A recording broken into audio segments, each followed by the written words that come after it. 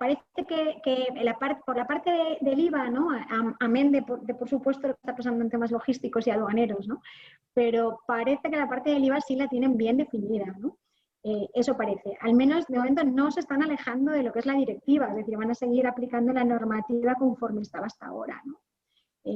Parece, ¿no? Con lo que comentas, que es una novedad importante que se publicó en nuestro BOE el 5 de enero, que fue la resolución de la Dirección General de Tributos reconociendo la reciprocidad de trato, ¿no? Se nos admite, ¿no? a los españoles que vamos, o los europeos que importamos en mercancía allí y que la vendemos después, o que incluso hacemos compras locales allí porque podemos hacerlas, ¿no? Y soportamos un IVA, que lo recuperemos. Y solamente se excluye determinados casos, que son casos muy normales.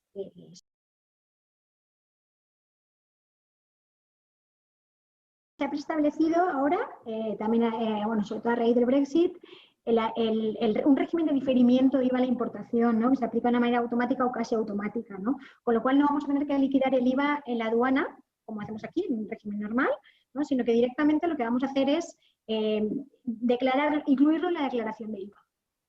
Con lo cual tampoco nos supone un coste financiero a priori, ¿no? Entiendo.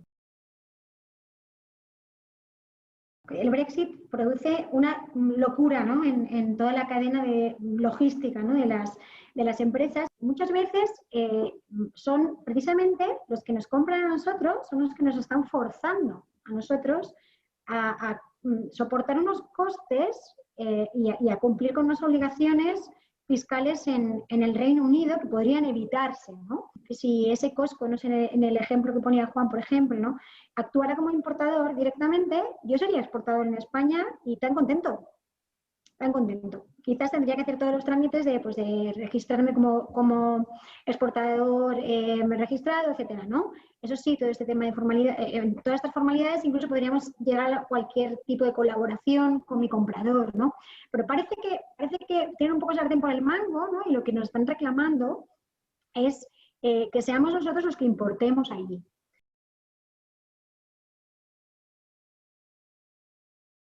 Básicamente, como europeos, movíamos la mercancía de mi almacén en Aragón a mi almacén subcontratado o incluso las instalaciones de mi propio cliente allí, ¿no? Y se entendía a todos los efectos que yo no hacía una operación. No había una operación, efectos de IVA, ¿no? ¿Qué ocurría? Pues bueno, hacía una entrega intracomunitaria desde aquí y el cliente, cuando compraba, pues hacía la correspondiente adquisición intracomunitaria y todos están contentos, ¿no?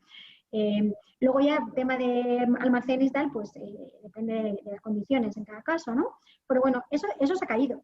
Eso ha caído porque si yo entro una mercancía siendo mía, en el Reino Unido soy importador. Soy importador y otra cosa es que no tenga aranceles porque sea capaz de probar el origen preferencial o no tenga IVA, ¿no? Porque o bien estoy aplicando un régimen de diferimiento, como os decía, ¿no? A través de las declaraciones o tal, o incluso si estoy almacenando, pues no llego a los límites para que se me devengue ese IVA a la importación, ¿no?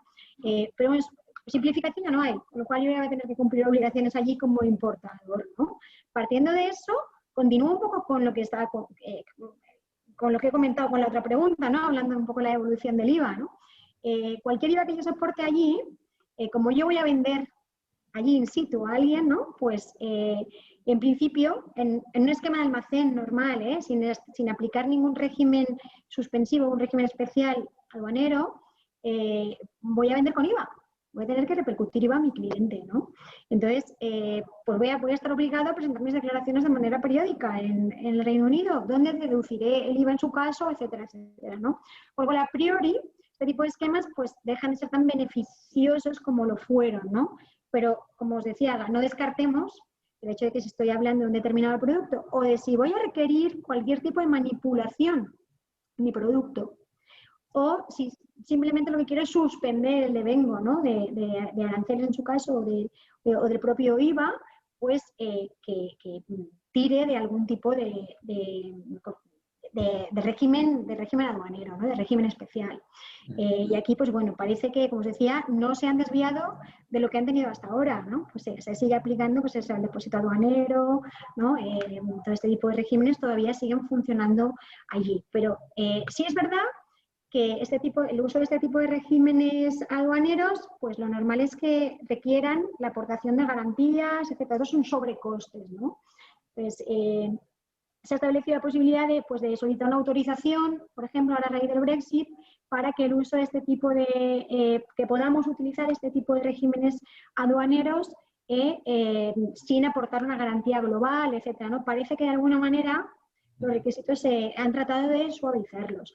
Vamos, es conveniente, yo creo que dependiendo también del tipo de producto que estemos vendiendo, del volumen que vaya a tener también, ¿no? Hacer un poco una estimación de distintos escenarios, ¿no? Nosotros lo que estamos haciendo ahora con muchas empresas es eso, diseñarle su posición en el Reino Unido, ¿no? Es decir, porque yo puedo seguir operando a través, como hasta ahora, ¿no? Llevando mi mercancía allí, depositándola en un almacén de un tercero, recibo un servicio logístico sin más, incluso depositándolo en las instalaciones del cliente, o puedo ir dando pasitos, ¿no? Un poco más allá, o incluso convertirme en arrendador de mi propio almacén allí, ¿no? Pues bueno, decís, bueno, a lo mejor me tengo que plantear si de verdad tengo un establecimiento permanente en el Reino Unido a efectos fiscales, ¿no? Os diría que en el IVA sí. También os diría que a efectos de tributación directa de impuestos de renta no residentes o el IS, pues a priori no debería, porque el convenio de doble imposición pues, se excluye lo que es el almacenamiento, ¿no? de la asistencia a un establecimiento permanente. Pero esos son temas que tendríamos que ir viendo, ¿no? En función de si lo que hago es tener mi propio almacén allí, forzar de alguna manera incluso una posición de establecimiento permanente si me pudiera interesar, y luego ya, o dar un paso más, ¿no? Que es el último paso, ¿no? El más extenso, que es analizar si me interesa el uso de algún régimen especial aduanero.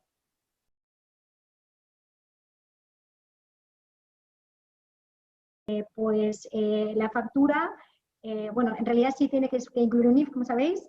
El EORI no tiene que estar en la factura, ¿no? Y como decía, por suerte, al menos por el momento, no se han desviado de la normativa comunitaria de IVA. Entonces, por tanto, se basan en la directiva 2612, ¿no? Que es la que han estado aplicando hasta ahora también en materia de facturación.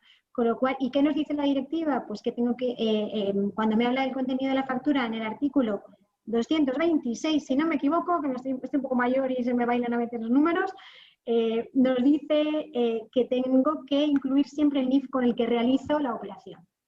Y la operación la realizo con el NIF británico, con lo cual es el que he de incluir, ¿no? Otra cosa es que tengan, pues que de repente, pues como os digo, se puedan desviar y a lo mejor sería raro que no quieran tener el suyo propio, ¿no?